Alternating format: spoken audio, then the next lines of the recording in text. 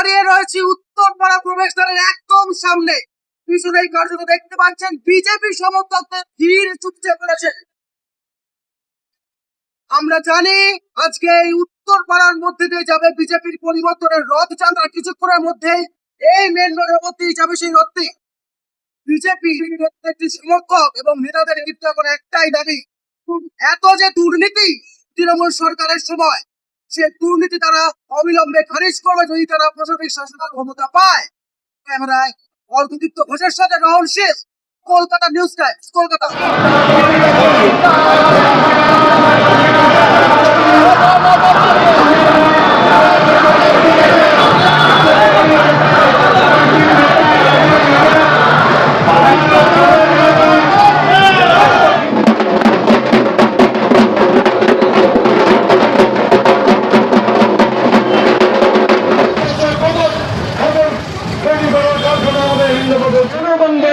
তার উত্তর সেই সিপিএমকে দিতে হবে।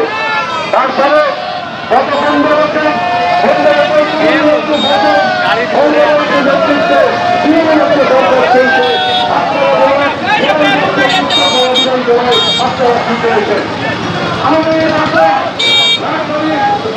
দেখতেই পাচ্ছেন ক্রমশ পরিবর্তন যাত্রা কিন্তু নিজেদের উৎসের দিকে এগিয়ে যাচ্ছে। উৎস শ্রীরামপুর।